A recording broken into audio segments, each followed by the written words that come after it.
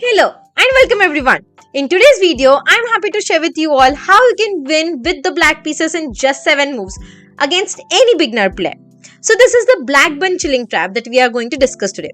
It starts with e4, black responds symmetrically with e5, knight f3 attacking the e5 pawn, knight c6 defending it. After bishop c4, there are two common moves what black can do. Either play their bishop to c5 or knight to f6.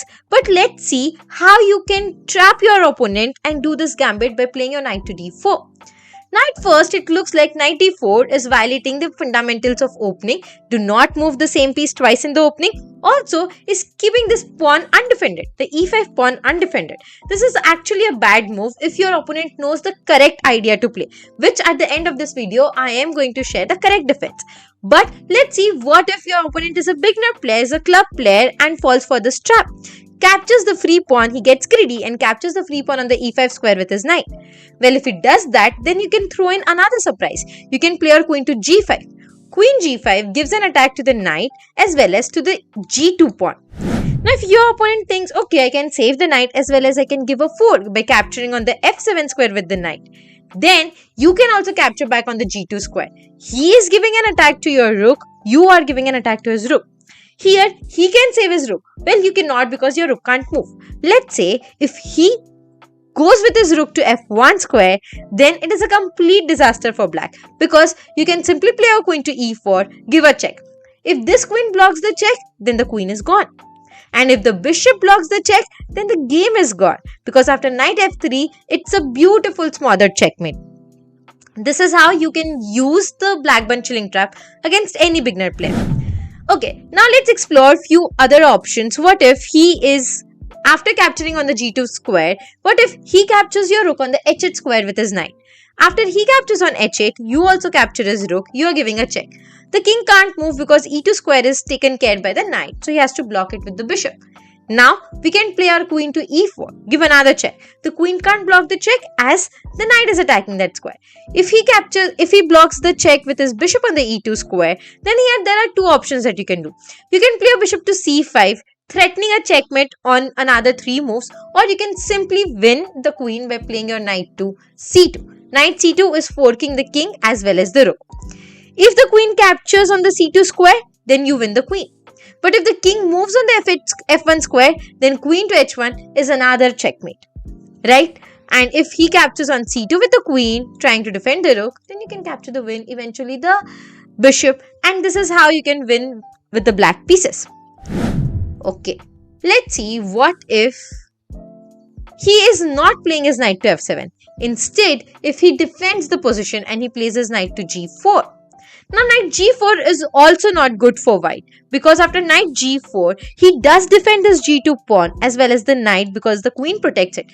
But there comes another surprise. You can play your pawn to d5, give a discovered attack to the knight as well as an attack to the bishop. If he goes back with his bishop on the e2 square, then you can capture the bishop, get rid of one of the defender, the queen captures it, now you can capture the knight and you are a piece up, right?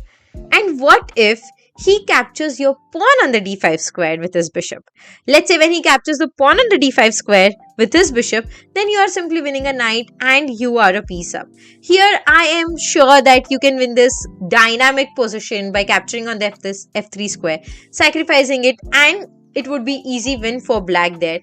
Also, you can play a bishop to e6, trying to get rid of one of his attacking piece, that is the only piece which is out there, so you can capture it back. And there are n number of ways how black can win here. Already black is a piece up in this position, so winning is not a big deal.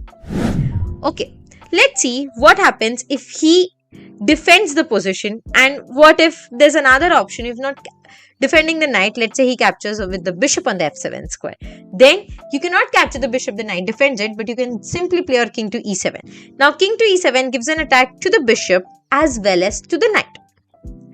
Here he cannot defend both the pieces at the same time. Let's say decides to castle over here, then you can win the knight anytime. Now you are a piece up, he can capture on the g8 square, rook captures it back.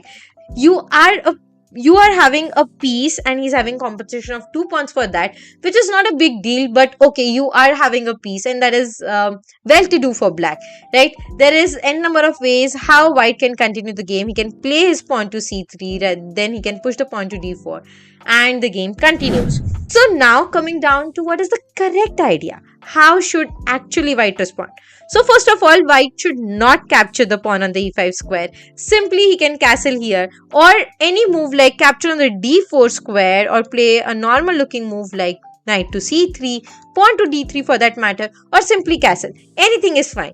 This knight to d4 is actually a mistake. If any player does that, don't get greedy and do not capture the free pawn on the e5 square.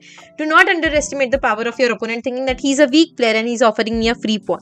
No, you can go with the normal development, capture the knight or play the knight to c3, and that's how you can continue. Okay, so this was all about the Blackburne chilling trap. I will see you guys again in the next video. Till the time, please hit the like button and subscribe to our channel. Thank you.